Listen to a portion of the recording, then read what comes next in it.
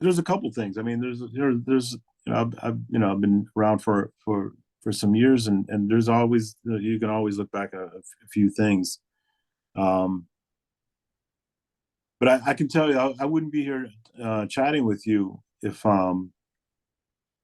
had quit, you know. And the reason I had even thought about quitting was because it was so difficult. It was so difficult to get started, you know. Um, I mean, back in the day, man, sending out packages, cassette tapes, demo cassette tapes, which weren't that good, by the way, um, and sending them all over town to all the offices, cold calling.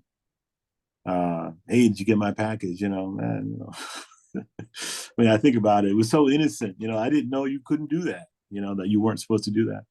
But um, I almost gave it up. And I was just, go in. I thought, okay, I'll just be a freelance player. Just kind of work for different artists and do tours. And I did some of that, early on. But as far as like trying to get a record deal, in the classic sense, I don't think people really worry about that anymore, um, because you don't need a record deal, to put your music out.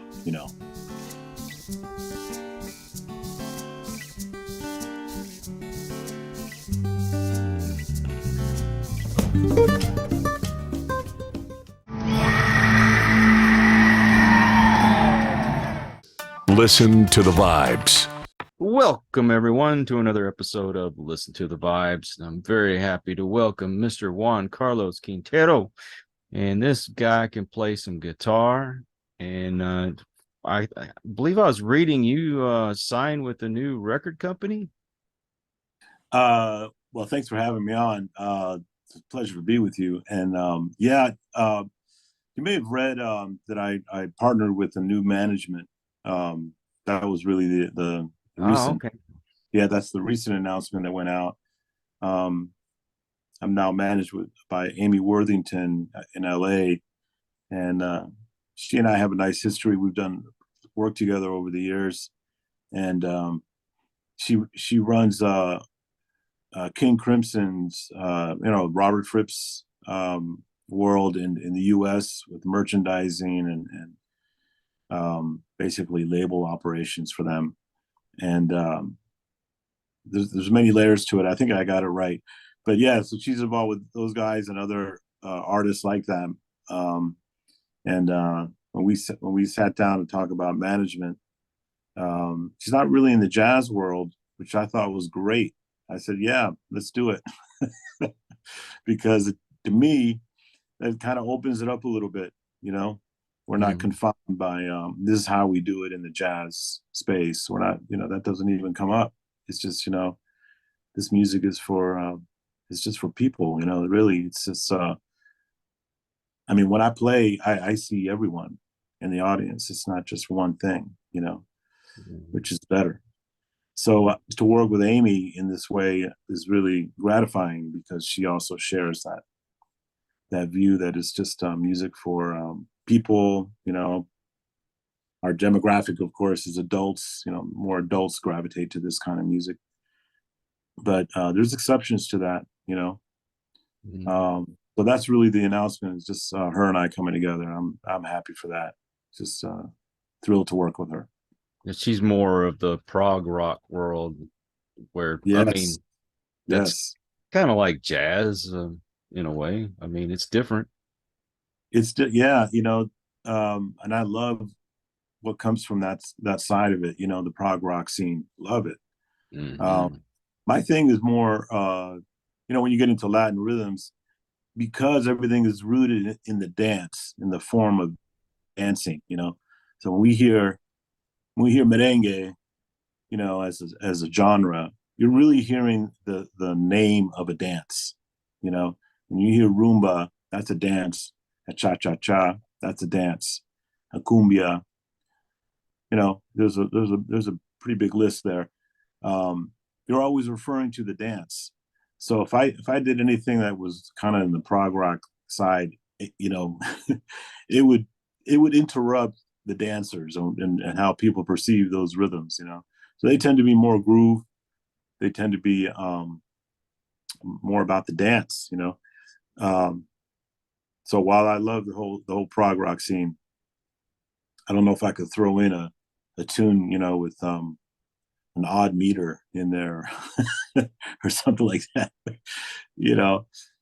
But it's all good, you know. It's all music. It's a vocabulary, and it's to be, you know, respected, you know.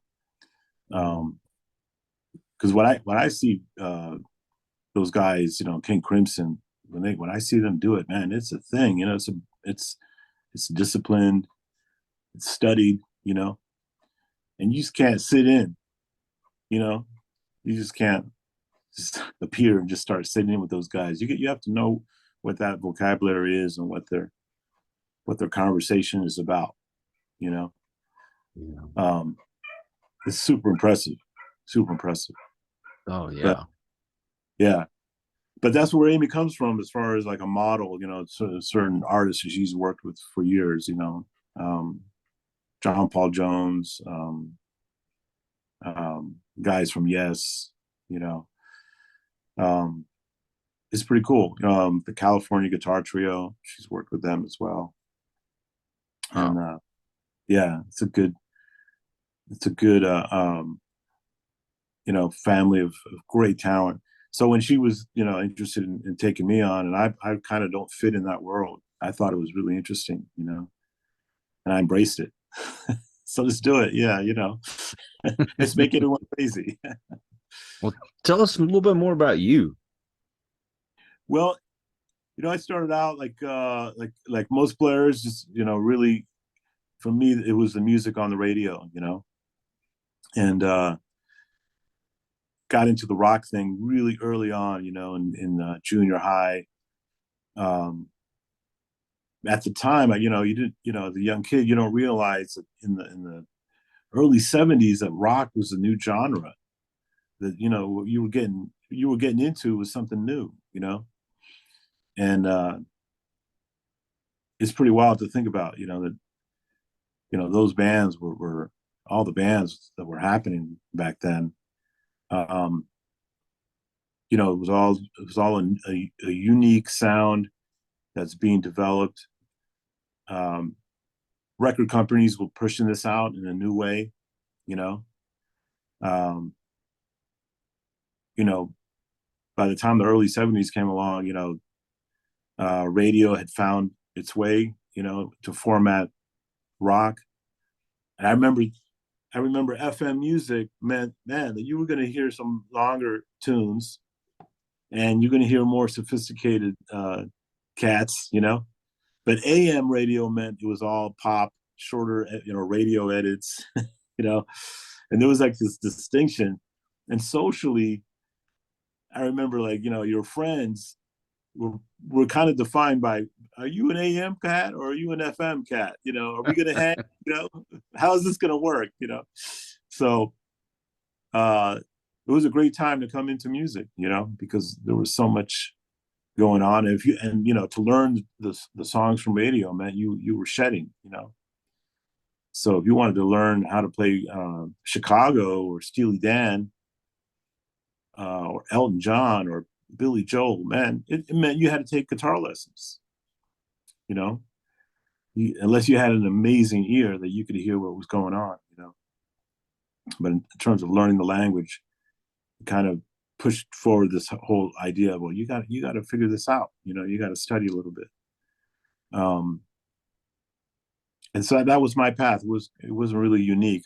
Most players went into it. If you played top 40, it meant that you had to learn music, you know, or you were learning music anyway just by taking down the tune. You know, you were learning about song structure and why is that guitar solo 8 measures and it's perfect. You know, what's going on there? You know, why the bridge entered the arrangement when it did. You know, and why the band didn't go back to the verses after the bridge. They went straight out with the choruses. You know, all those decisions and you're just taking down music. You're trying to figure out how to play it so that you can play it with your band, you know. And so by default, really, you're learning structure, you know, you're learning harmony and how to deal with the instrument. I kept right through it, through all that research into high school, and had the dance band with my buddies. We played all the high schools, man. We played, you know, we had our own little gang. That was our social life, was the band, you know, and we played everywhere. Um, all the proms, all the Halloween dances, you name it. We played all that stuff, and it was so enjoyable. It was great. There was no business attached to it, you know. We were just having fun. We're just kids. We didn't know, you know, we didn't know that it could turn into a thing, like more of a career. And a few of us went from high school into music schools, myself included, and kind of just, you know, stayed focused in that. And I went to Berkeley in Boston, and that changed my whole thing, because suddenly, you know, I was around, you know, really accomplished musicians, um, who were 18, 19 years old. You know, they were arriving from all over the world, you know, and they were already dealing with music at a different level. So it caused me to really just, you know, intensify my study and get into what that was about, and learn the language, you know.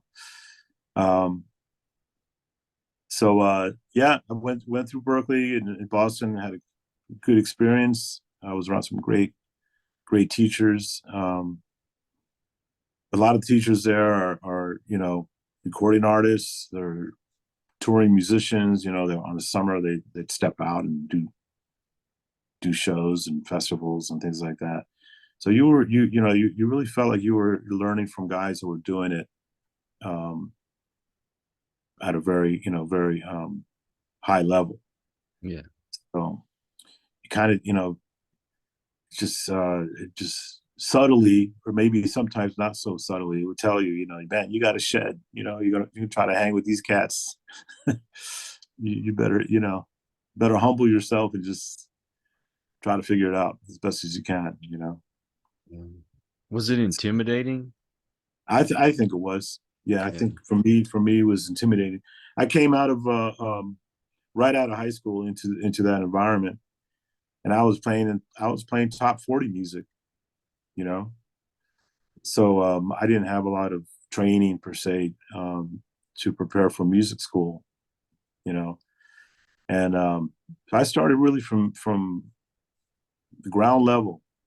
My first year, I remember taking real basic courses, and had to audition to get into certain ensembles, and kind of crawl my way through their program.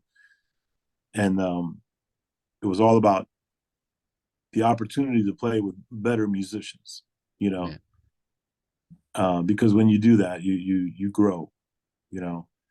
And if you're around better musicians who are selfless, you know, who see that you're trying to hang, and they understand that they in that moment actually become like a mentor to you.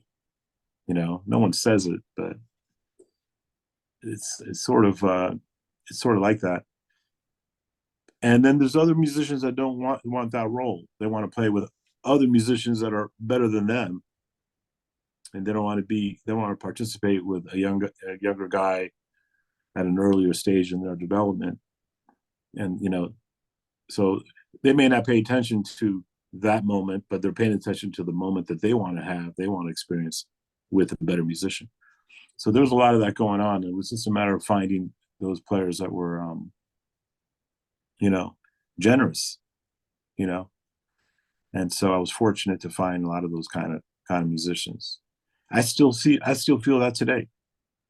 You know, my band is, I feel like I'm the guy just playing with better musicians, you know. So every time I hang with them, and we record a record or we go out and do a show, man, I'm the lucky one, you know, because their level combined is something to draw from, it's something that it teaches you, So for me, I've learned quite a bit, and I've grown quite a bit just by being with the musicians that I'm with today, and I find them super generous because of that, um, and they're searching too in their own avenues, and it's ongoing. It's ongoing. So when you first started out, did you have your ideal band that you wanted to be in, or you wanted to start your own band, or did you like, oh man, I want to be in Chicago or something? Sure. In school, a lot of my friends who play guitar and or rhythm section guys, more rhythm section guys, we all talked about studio work. That was the buzz, Mm-hmm. whether or not you were going to New York, you're going to Nashville or LA, to pursue a um, studio work as a career. And so I fell into that, so that was my initial aspiration, to get into the scene. And I was very fortunate to meet Tommy Tedesco super early. A lot of folks know him now more from the Wrecking Crew film, Yeah. But he's known as very celebrated musician, played on so many records. And if you're a music student, you know about Tommy Tedesco. You just read about him and that kind of thing. And I happened to meet him. He came into school to give a clinic, and it just so happens, man, I was in my lesson with the chairman of the guitar department, William Levitt, who has since passed away. But I was in my weekly lesson with him, and in walks Tommy Tedesco with his wife Carm, and he was just checking in because he had that clinic workshop later on in the afternoon, and he didn't know that we were in a lesson. He just knocked on the door, and William Levitt said, "Well, let's resume next week. We're going to cut this short as far as my lesson, And Tommy said, "Man, why don't you guys finish your lesson? I'll just sit right here while you guys finish." So I don't even remember. It's like a blur, really, that last 10 minutes of a lesson with Tommy Tedesco sitting behind me. And I'm there trying to finish a little guitar lesson, sweating. Man, that would have been intimidating in itself.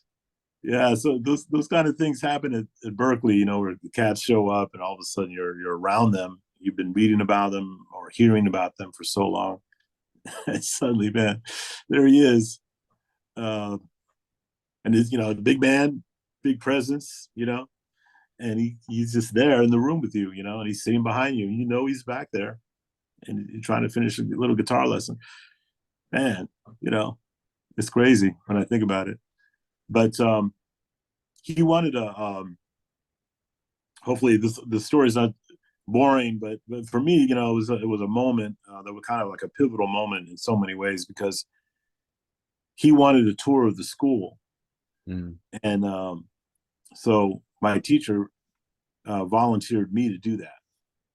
So I took Tommy around the school that afternoon, and we became very friendly, and super charming man.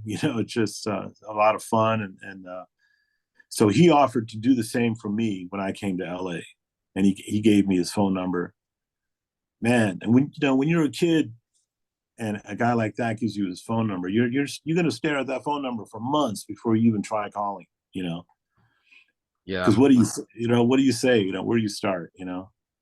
But that's how that happened. So by the time I did come to LA, he and I had been in conversation, and he actually picked me up at the airport.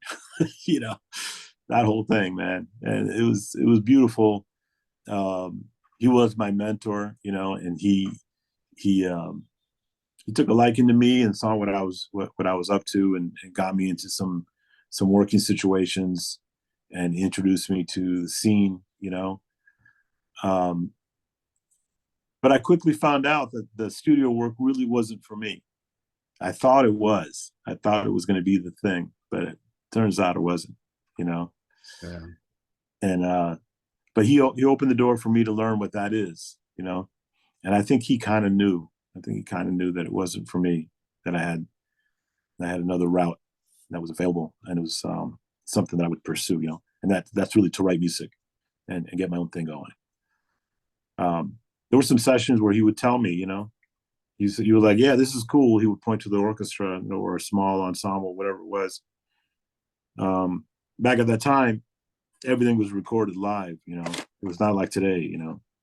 Mm-hmm. Sessions all over the place. But he would tell me, yeah, this is cool. What we're doing is it's great. But then he'd point to the composer and he'd say, that's where it's really at. He'd always make that distinction, you know.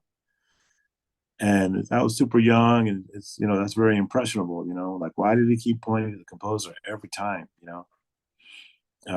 Not to devalue what he was doing, but he was just making the distinction while we're all in the room of who's who and what other opportunities are to pursue, you know? Yeah. Yeah, special man. I mean, really, he made some room for me.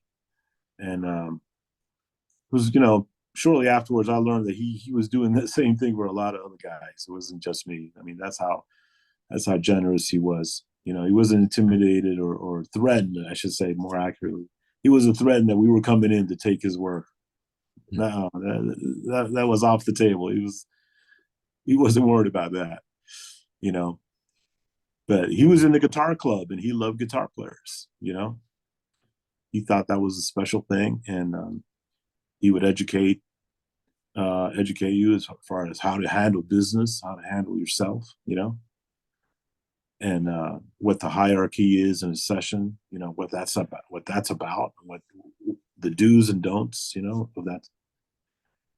Yeah. So I'm very grateful, you know, because he gave me a hand and to get me started. By the time I did my first record, you know, he was my special guest, and we had a blast, you know. And, Man, if I could have been one person, I would have wanted to been Frank Zappa, because that man, dude knew everything. yeah, he He talked knew. about quite a bit. You talked about Sinatra and Zappa in the same lunch. Who does that, you know? But Frank knew how to mix any genre of music together. I mean, Right. he would take doo-wop and reggae and That's right. and he'd make something magical out of it. Yeah. He didn't care about genres. No, And didn't. and Yeah. you know, that's a whole that was a real special time in music, you know. I think, you know, we still are in a special time in music, you know. I think it's still happening, you know. It's just in a different way with different methods. And but back then, I mean, you know, when you talk about Frank Zappa, you're talking about a guy who scored, wrote out parts, handed it out, you know, and the players had to really you know, step up to what that was all about, you know. It was very orchestral, you know, the tradition of writing charts, even for a small band. It meant that there was a leader, there was a conductor, not not a typical conductor, but someone counting off the tune and directing the band, signaling the dynamics, the tempos, you know, tempo changes, things like that. And so all those things really added up to a record, you know, to how you heard a record, you know. Yeah, he's the only one I know that could put out 5 albums in 1 year and they all sound like masterpieces and none of them sounded the same. That's right. That's right. That's genius. Absolutely. I mean, I can't even get my head around it. I try to get one record out a year, and I'm just like, you know, exhausted because, you know, you got to think about so many things when you put a concept together. But I think he was kind of more of a free flowing musician that, when ideas struck him, would strike him, he would just write it down, and they would become orchestrated, and it was kind of like a like a streaming consciousness being documented. Yeah. Well, that guy, he had music that still didn't make it to record albums. Right. He wrote all the time. He never stopped. I think that's why he had such a problem with his wife, was he was always writing. Yeah. Yeah. Can you imagine? I mean, the legacy of an artist like that would probably, it'll probably be debated for forever. People, musicians certainly will debate which album, hit the mark or didn't. Yeah. Well, and he didn't care about it being on top 40. Nope. He was free of that. Exactly.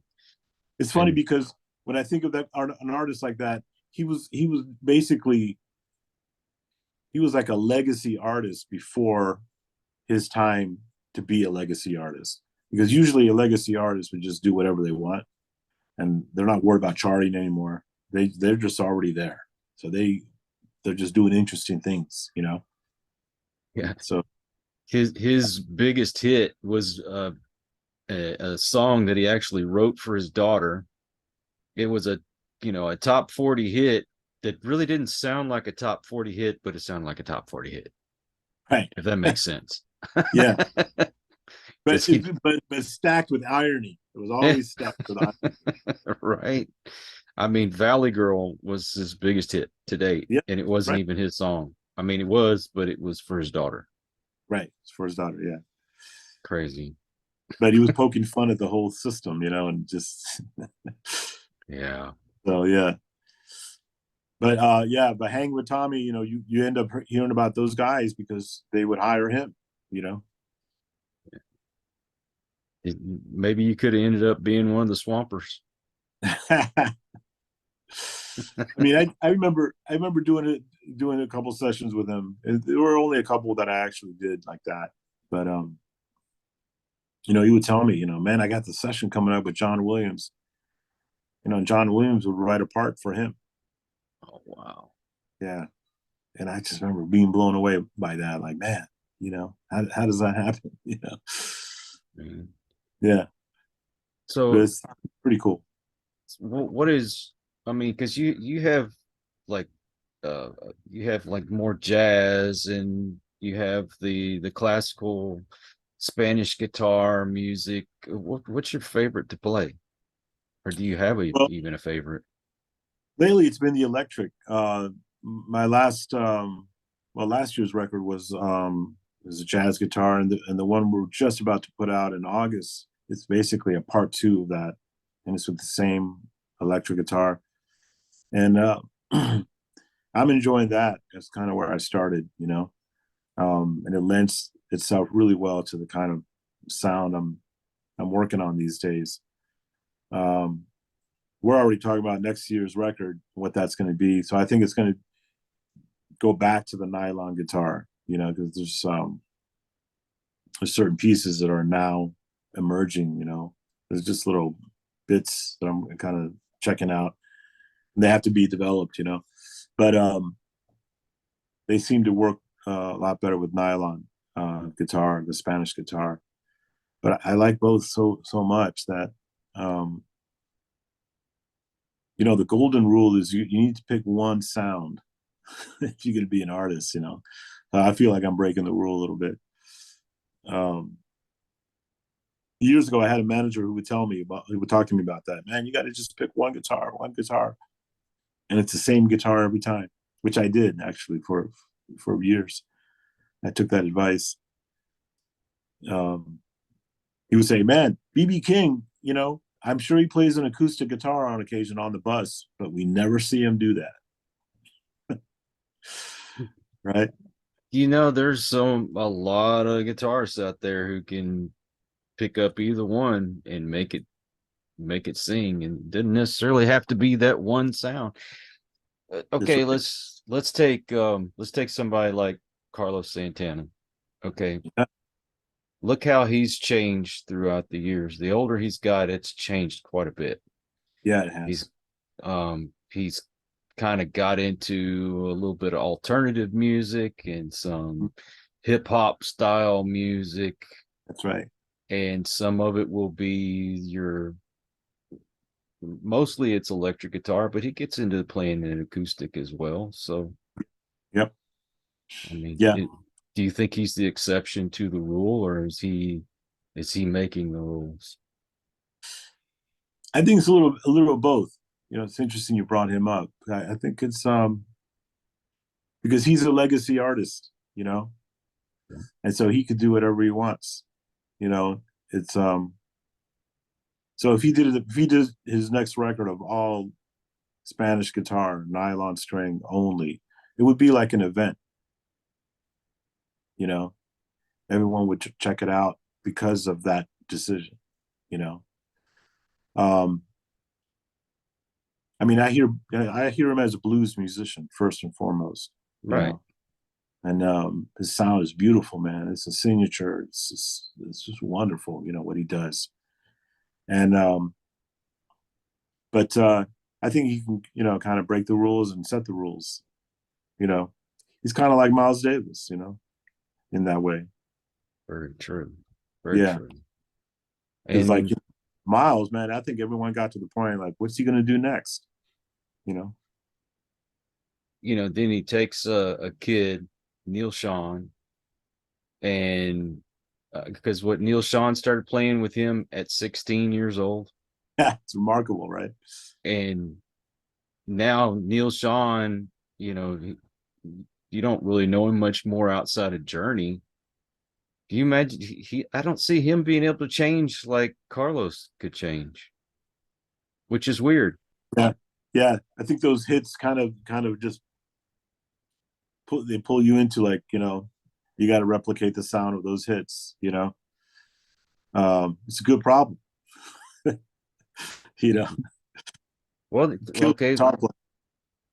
let's look at Eddie Van Halen. Okay, most people think of him just being that rock and roll hard rocking guitar player, but his if you listen to most of his music, it's not.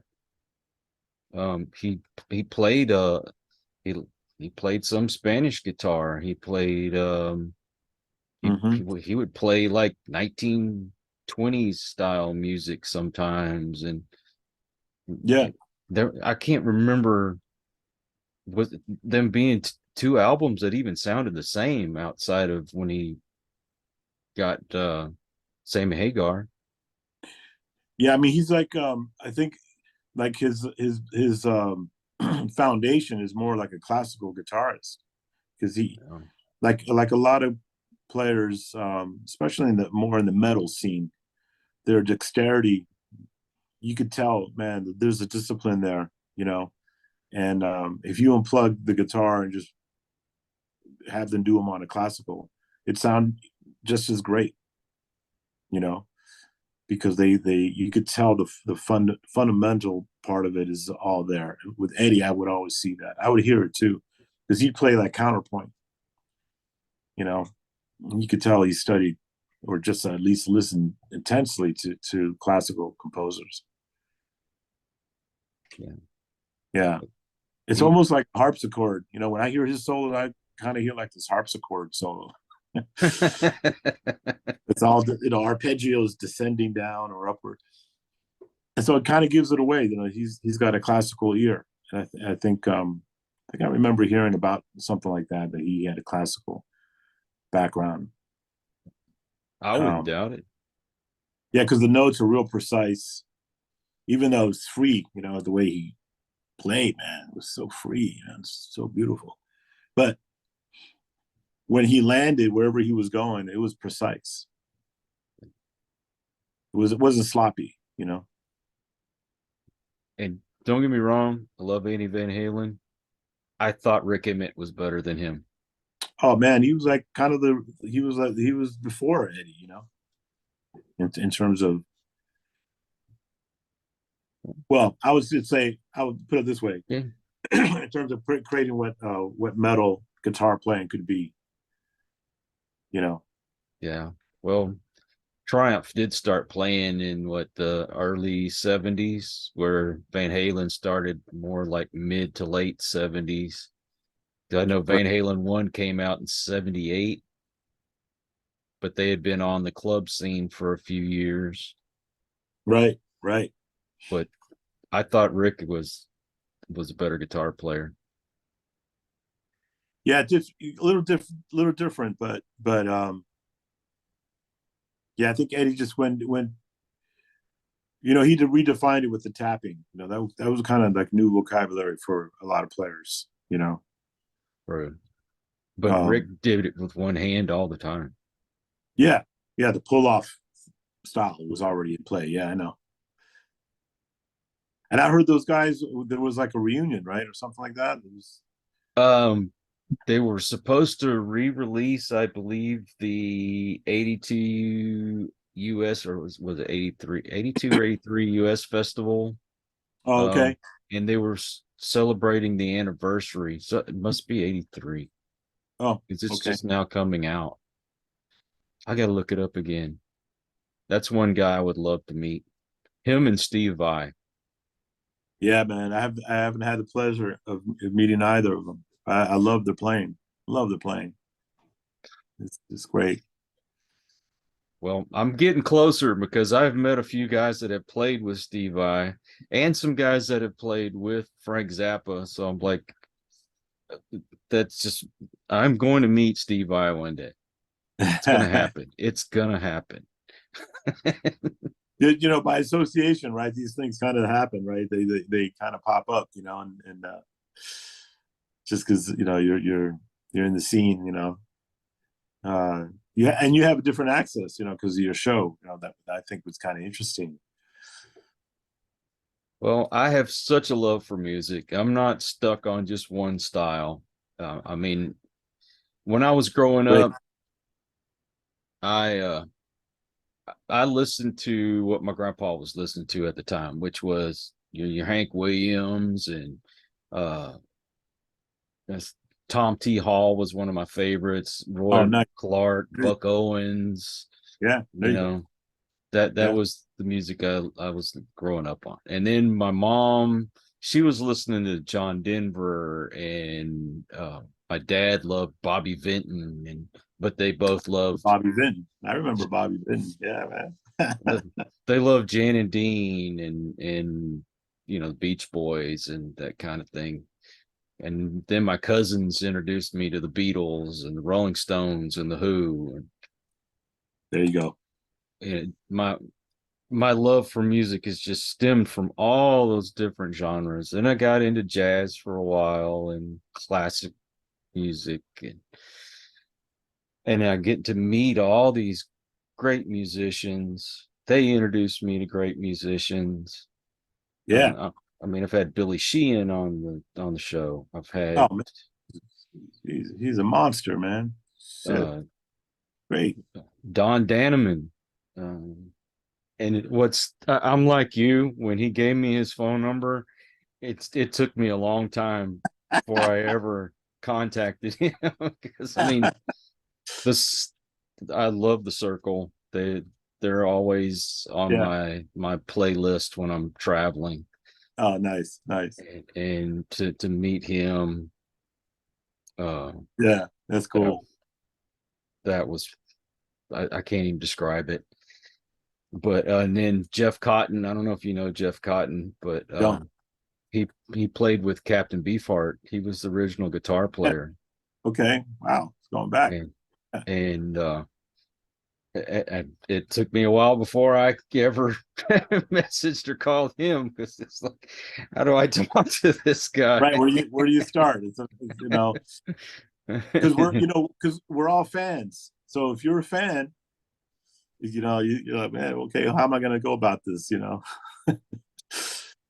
and you So don't want to sound like a geek. yeah. It's like, Uh, how do I a friend not of mine, geek out? check this out, man.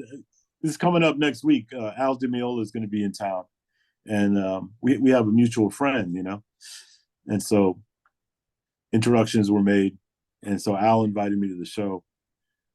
And so I was telling my wife, I don't know. I feel like, I got to be cool. I have to work on being cool because, I'm a fan, so it's sort of the same thing. Like you want to, I know I'm going to show up to the show, and the invitation was super nice and generous, and we're meeting for the first time, but it was all through a mutual friend that thought, hey, you guitar players, you should come together, and hang out a little bit.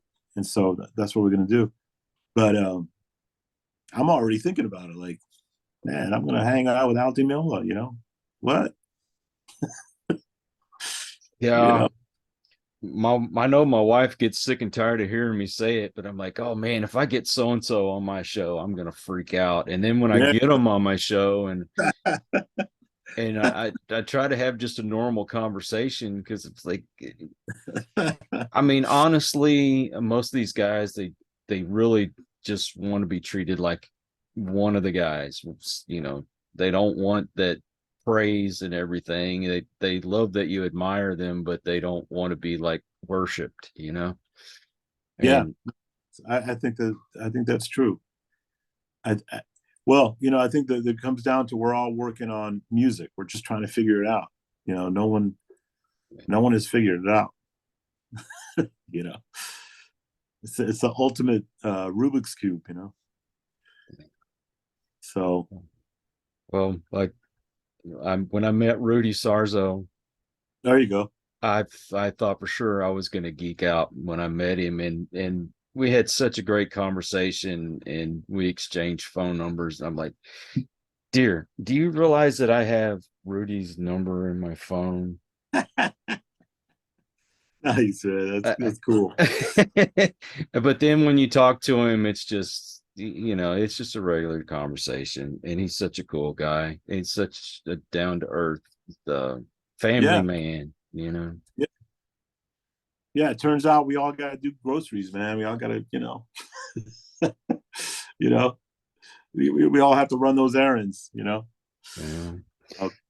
I'm gonna ask you something real quick, Okay. because I know we're getting kind of near the end, but has there been something in your life that that hurdle that you've had to get over, that something difficult in your life that maybe you could tell an inspiring story to the audience? Sure. That's really it's kind of a profound question. It's an important question, Um, yeah, there's a couple things. I mean, there's I've been around for some years, and there's always, you can always look back at a few things. Um, but I can tell you, I wouldn't be here chatting with you if if I had quit, you know. And the reason I had even thought about quitting was because it was so difficult. It was so difficult to get started, you know. Um, I mean, back in the day, man, sending out packages, cassette tapes, demo cassette tapes, which weren't that good, by the way, and sending them all over town to all the offices, cold calling. Hey, did you get my package? Man, when I think about it, it was so innocent. I didn't know you couldn't do that. That you weren't supposed to do that. But I almost gave it up. And I was just, I thought, okay, I'll just be a freelance player. Just kind of work for different artists and do tours. And I did some of that, early on. But as far as like trying to get a record deal, in the classic sense, I don't think people really worry about that anymore, because you don't need a record deal, to put your music out, But back then, no one put out music without a record deal, Yeah. If you saw, if you looked at a music store like Tower Records, okay, I would look at Tower Records and I would dream about being in Tower Records. that was like a thing, you know. And I would go in the mall, I'd see Sam Goody's, you know, and it would be a dream to be in Sam Goody's. I mean, I would even go to the bins and see where I would be with in the alphabet, who my neighbor would be. My neighbor would be Tito Puente, you know, and Lee Ritenour. He would be close by right there, you know, because of my last name. And I try to envision all this, you know. I totally geeked out on it, and I studied or researched all the labels, the sub labels, the smaller divisions, which were typically jazz divisions of a larger company, you know, and also many independent labels. And I would do the research. I figure out who they were distributed by, and they would always more or less point to a major label that distributed the smaller boutique label, you know. Mm-hmm. And so that became my obsession, you know. I'm talking like 80, 87, 88. And I sent my package out everywhere, man. It was so humbling because it was just nothing but rejection, left and right, you know. And I checked. There were these, we didn't have internet, right? Talk about dating yourself, man. It was like I couldn't Google, you know. Okay, jazz label, you know. You couldn't. It was none of that. So I went to the library, you know. Mm-hmm. Went to the library, and they would have industry source books that were published every year, and you couldn't check them out. You had to stay at the library, and you know you could only read the book in the library. And I would take my yellow pad and write down, okay, so here's the address, here's the kind of like an investigative research thing, you know. And I'd look at articles, press releases, and I'd find out who's in charge of music or jazz music at that label, of which address I had already checked out from the source books. You know what I mean? So I piece it all together, and I put my package together with a little letter, my not so good demo tape, and just, man, try to get going, you know. And I'd call in, hey, you know, this is Juan Carlos. Did you get my package? Who's this? You know, how'd you get this number? And I'd say, man, I got it at the library, you know. And you're super young. You don't know, man. You don't know. This is kind of weird, you know. You need to go in through a manager or an attorney, or you know, there's other ways. You know, there's protocols to this. I didn't know what that was. So I would just do all that, and that became the hurdle. It was basically you know, now in retrospect it was a very short time, but at that time it was like a year and a half of that constant. And I would go to the post office. I knew the folks at the post office. They all see me coming with my, you know, my little carton of, you know, 20 or so packages, you know, and off they went. And then I would know, okay, I got to call in, you know, in a week and a half or so, follow up. Well, all that took place, and it led to my first deal, you know, and hundreds and hundreds of rejections, but I got one that said, yeah, man, come on in. You know, we kind of like what you're doing. And I went in, and it was like an interview, like a job interview. You know, it's like it's like a movie, like a dream of some kind, you know, when I think about it. But I was so young and starting out, I had no template. I didn't know this is how things go, or this is not how they go.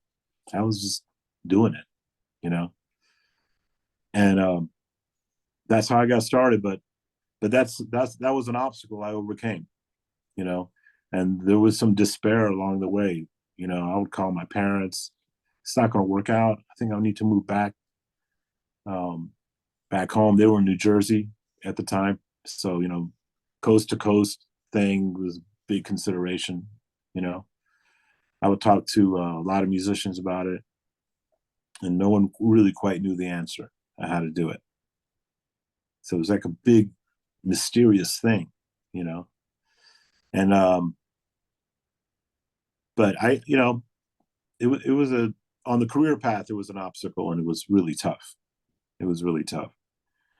But it led the perseverance of it and the stubbornness. I can't say perseverance like, yeah, man, I own this. I knew it was going to happen. No.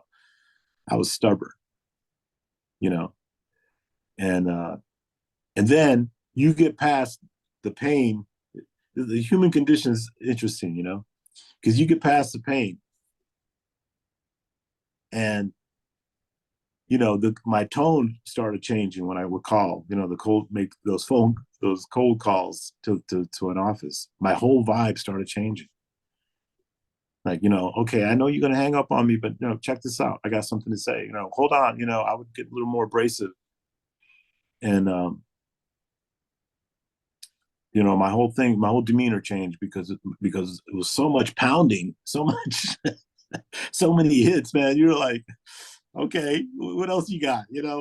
Anyone else want to come by and take a swing? I'm right here, And so you make a turn. You find yourself making a turn.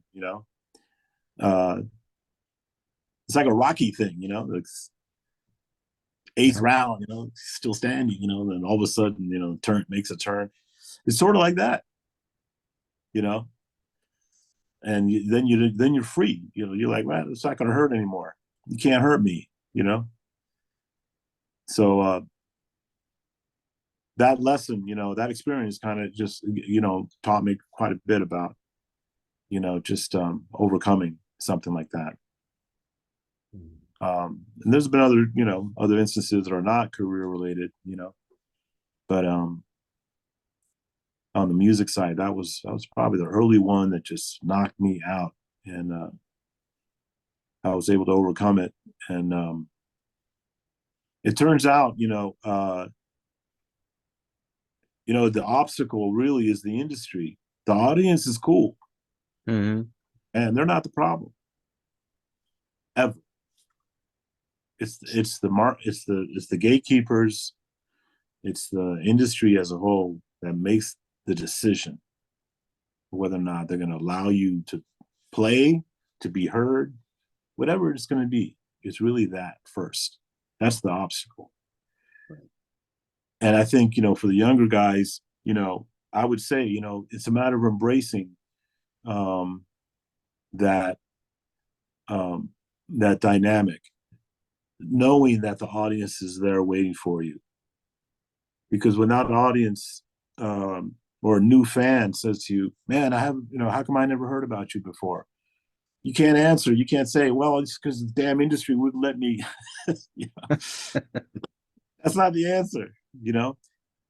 It's more like, we're meeting now. I was researching. Well, okay, researching what? Well, all kinds of things. To be able to get to this moment where you could say to me, man, how come I haven't heard about you yet? What's where you been? Yeah. And so if I could say anything to the younger guys, man, just think about the audience. They're waiting for you. They're cool. They're totally cool. They love music. And they want to get turned on. They want to go home crying, man. They want to go home happy, whatever it is. So, but we all got to deal with that. We all have to kind of work that out. And when you get into different levels, now you go into the next level, next plateau. You're almost starting over, kind of resetting, But now you got more experience. You got more, the community a little more, So it gets a little more manageable, But nothing like the innocent days, man. You learn quite a bit about yourself, Yeah, things were a lot harder back then. Man, going to a phone booth to make a follow-up call, There's some kid out there going, phone booth. What is that? You'd have to make sure you have the right change in your pocket and go make that phone call, because you couldn't do it in your apartment with all the fellas, all your roommates. You got to go somewhere, Man, all those things. If mom and daddy said call me by 8 o'clock, you better be by a phone at 8 o'clock, and you better make sure you had change if you were at the mall. So that's right. Your word was everything. That's right. Yeah, your word was everything. I'm going to be there for bam. You Now, know. your newest album will be out in August, correct? Yeah, we're going to start releasing singles starting next week, next Friday on the 16th, and we'll do like one every 2 weeks. We'll do 4 of them, and that'll lead us to August 11th, where we'll release the whole record. And we're excited about that. Every time, it's time for a new one, man. It's nothing but excitement. And where can people purchase all these things? Well, this is a digital release. The Mhm. last few records have been digital only, and so it's all on all the platforms. Whether it be Apple or Pandora, Spotify, all the places. But you have a website. I have a website. It's my full name, juancarlosquintero.com, and all the information's there. And you do social media? I do. Folks can find me on Facebook. I'm trying to get a little more active than I've been in the past. Because when I came up, it was before, all that stuff. So there's some guys, man. There's some musicians that are really good at it. They just know how to market themselves so well. I guess I'm old school, man. I have a radio promoter, I have a publicist. Yeah. Well, And, you can tell I'm we're home old. shedding. I'm just home shedding. We're old farts because we're still on Facebook. I think all the youngins are on the Instagram and Twitter and all that stuff. So there'll probably be Yeah, something new next week. yeah. Amy, we were talking about my manager earlier. She's on me to get that side of it going.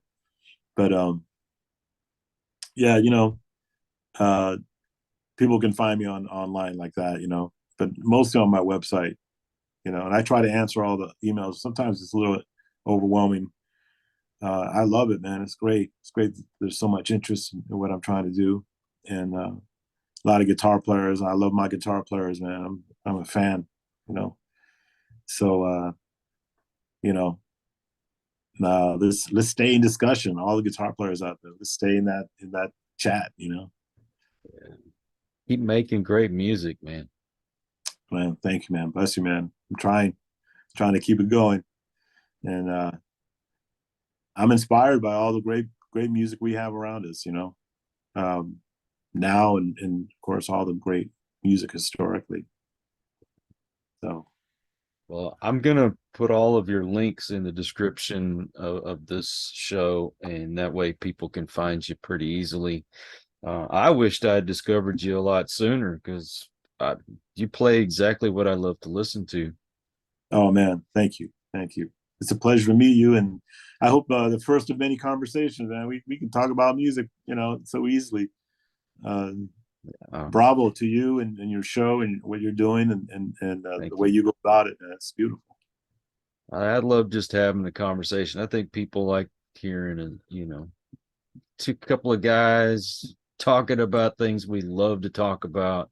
There's something magical about that. And hey, man, it's great. It's great.